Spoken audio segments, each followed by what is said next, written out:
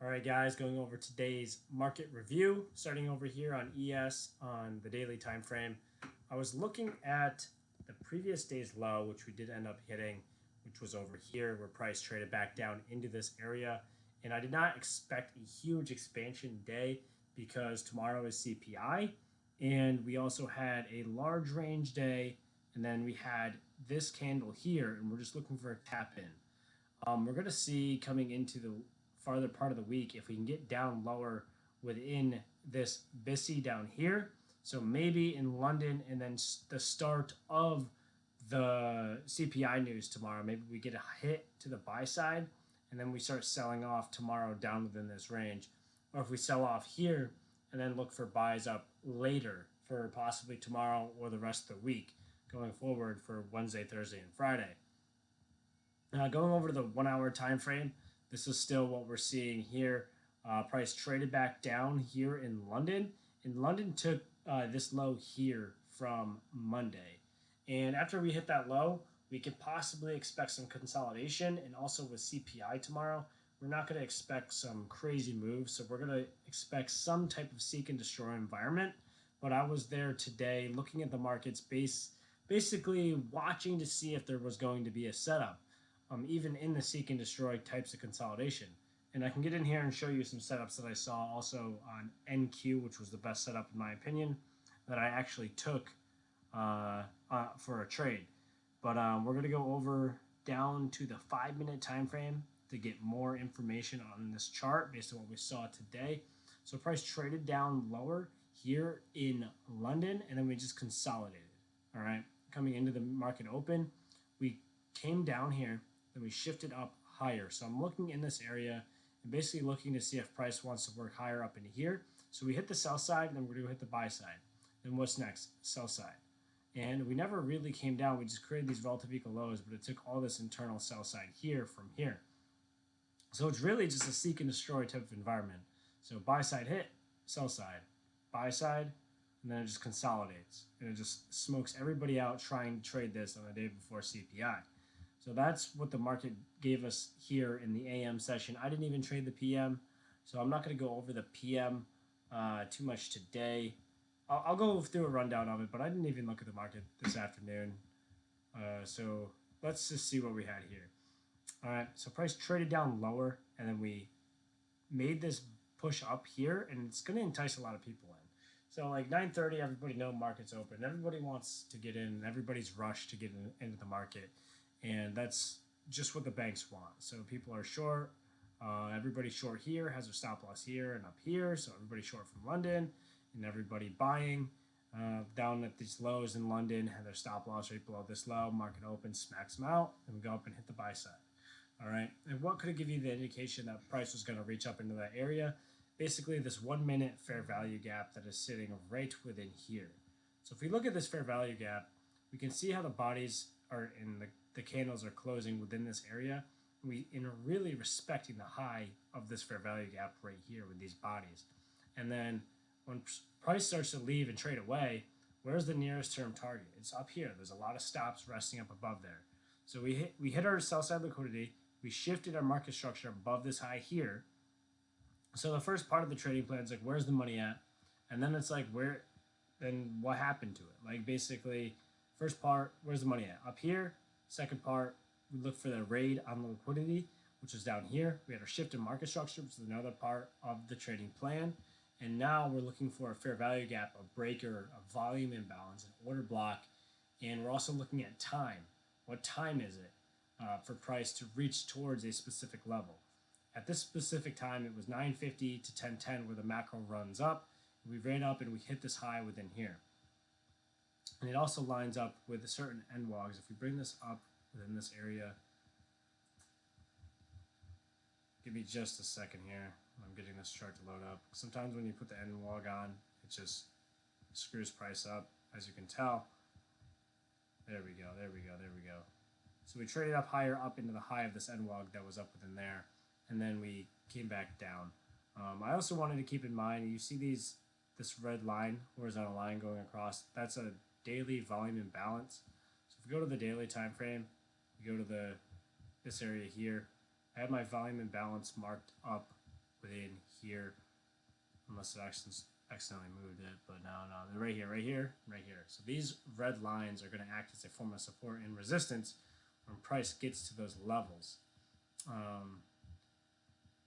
Let's get to it here. I'll show you an example. So price ended up trading up into this area here, came up in, we held up above it, and then you can tell how it's rejecting this area here and here. Rejecting here, trading up in, hitting here, rejecting there, coming back up, getting close to this here, came back up, and it starts tapping here and here exactly on that volume imbalance. And as you can tell, I was looking for possible shorts as a turtle soup entry from these highs. So I know we had this low here. There was no SMT divergence here with the other indices that really made me want to take a long at this point in time.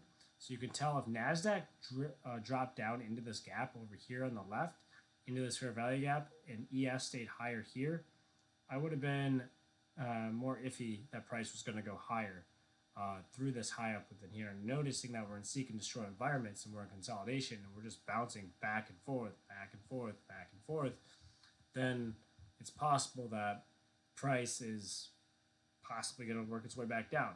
So I was looking at areas for a potential sell up within here, up within this rejection block. You can even go to the 15-minute time frame to see that rejection block.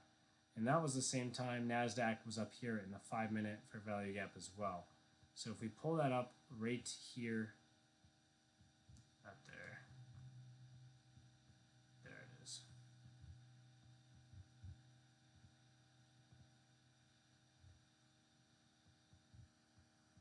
We came right up into this gap here on NASDAQ, and our bodies were closing below, still in that area, and we could be expecting lower pricing from that area, which did happen. So that's when price here, I was looking for the short down into this range, basically a break even on this trade, because it did not play out in my favor. Price obviously did not want to start moving lower. But if we go over here to NASDAQ, I'll show you the real position that happened for me. We came up into the 50% of the opening range. So I'll go over that in just a minute too. So let me just finish this up here on ES before I get into that. But price ended up consolidating, and that's when I walked away. Like, price action's doing nothing. Price traded down and then came back, and then that was it. It's consolidated, did what I had to do throughout the day. Going over into the afternoon, into the lunch session, you can see that price action created these lows down here.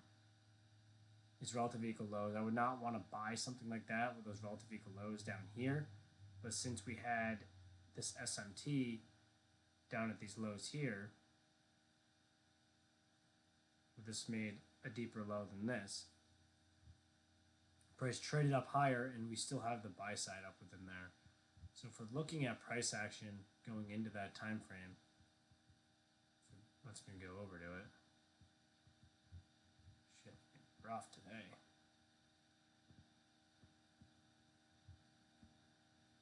We have where price is working its way across, but here it's working its way down, and we have this internal buy side here where pushed down, traded down, boom, internal buy side. Where's the nearest buy side here? Here, and also the 50% of the opening range, which you could be targeting as well. So in the afternoon session, it actually gave a possible SMT divergence type of play, especially after this 5-minute candle closing. And it also lines in with the 150 to 210 macro time frame. So once we get that area, let me go to the 2 minutes so we can see really how price started closing in this area and how we can see possible entries with like real confirmations. So price traded down here on NQ. At the same time, we had a higher low here on ES. Price traded up higher within here, and then we pulled right back down on this candle. And this is the candle from 150 after the short-term market structure shift. We could be looking for price to keep going and gravitating higher towards this high and the consequent encroachment of the opening range as well. So knowing that's all in mind here, we can now continue to still look for possible entries. Let's go down to the 1 minute time frame to see what we actually had here today.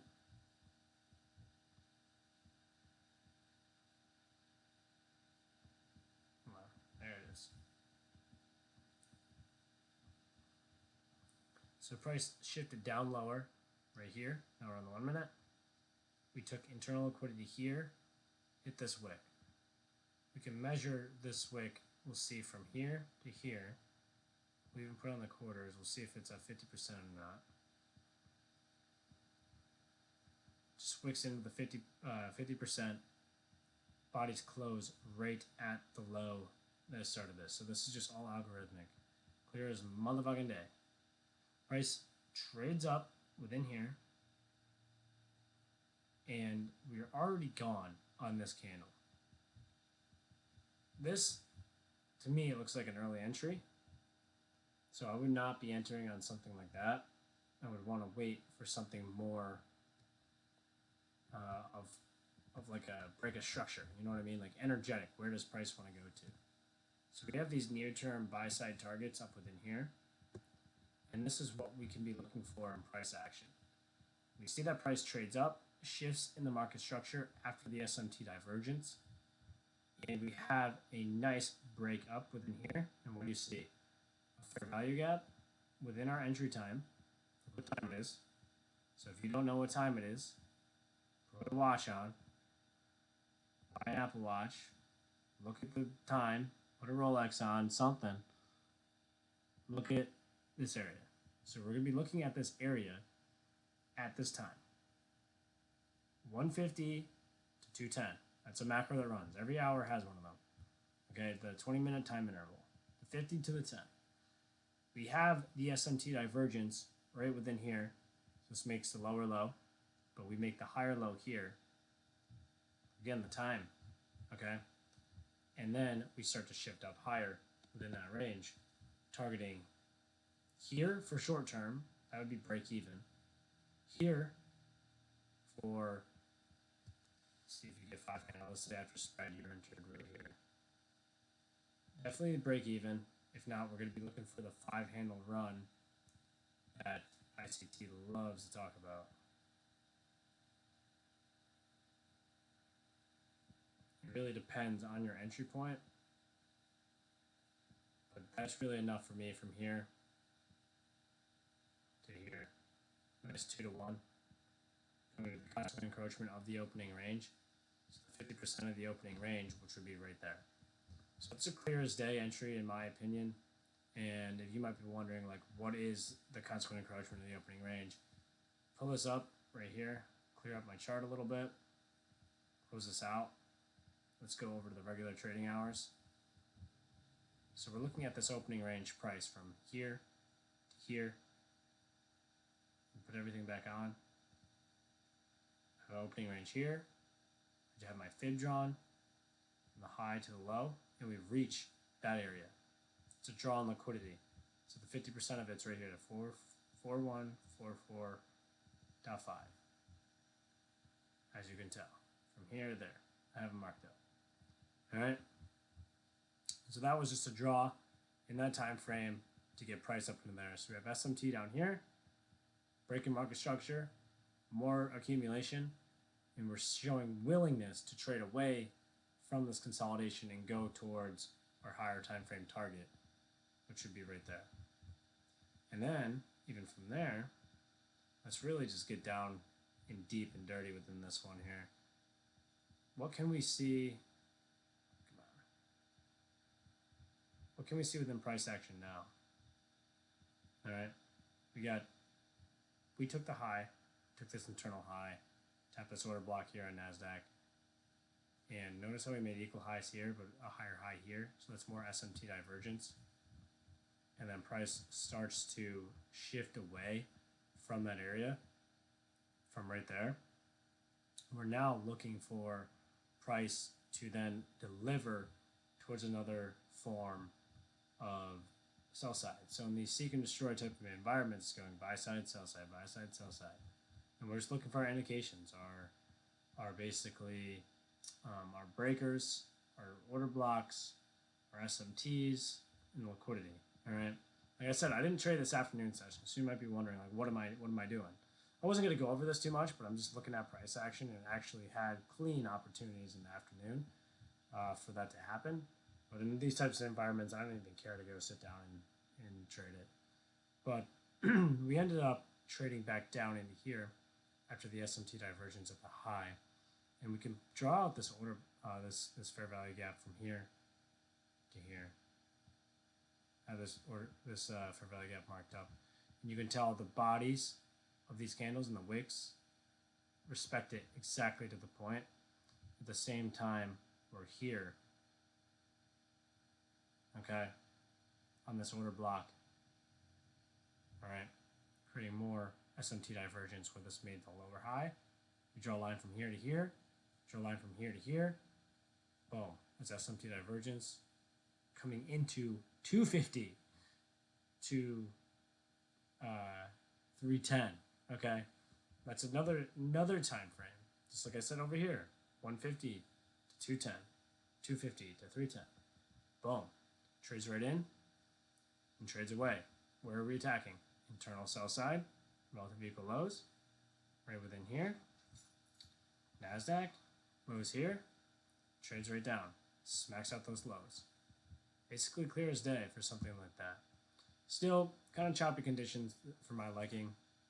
Would I have taken that if I was on the charts? Probably not. This one, probably would have if I didn't already take the trade from this morning over here on NASDAQ. So let's actually get into that. Just seems like it just chops around a little bit after, and it's not really too much to really focus on. It's not that clean up price action. But if we go over here to NASDAQ, you can really see what occurred this morning.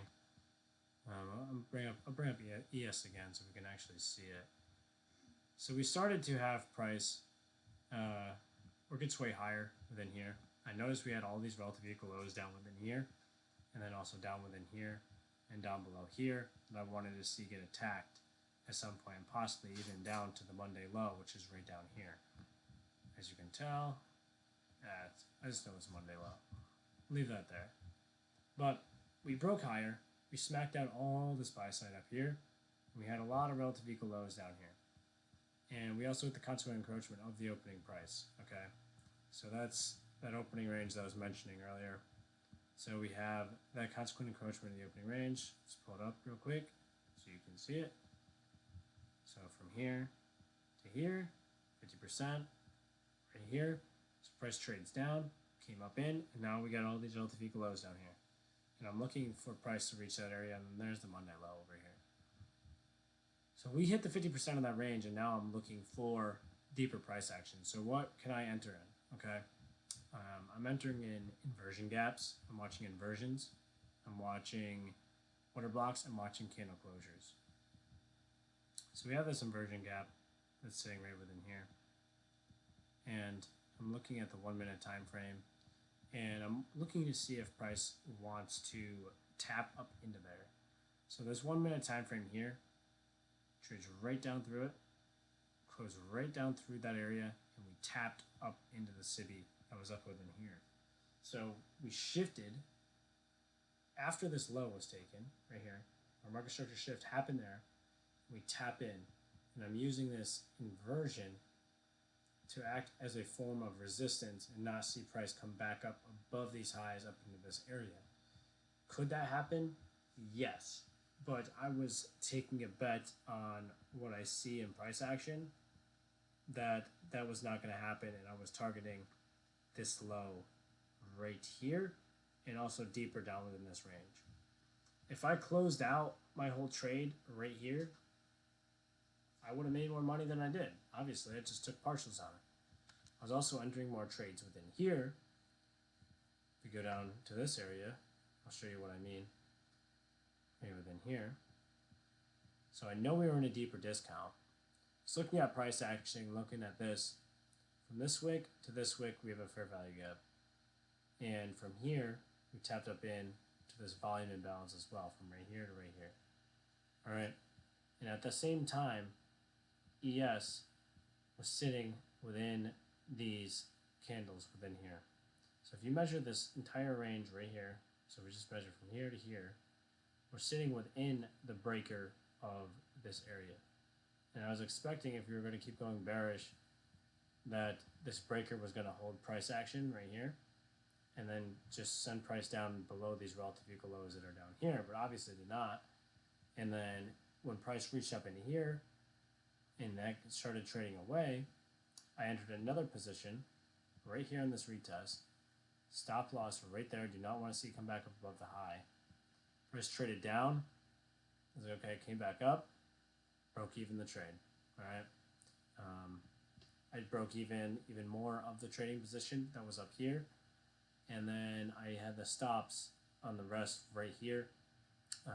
I did take more off right here as well when I did make that lower low. Because if it was going to trade down, I wouldn't have wanted to see it come back up in. And once it traded away from it, took the low one more time.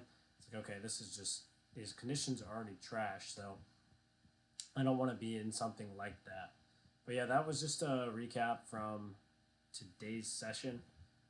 If you guys have any questions, let me know. But I know this is like a different style than what I normally do. Let me know if you like it. This is just really going over the deep down nitty gritty of what I really like to see on a day-to-day basis on these lower time frames and how I navigate price action throughout the day. So, I mean, there's a lot to it. You got to really understand the higher time frame narrative of like what you're doing in price action. Where are the NWOGs at?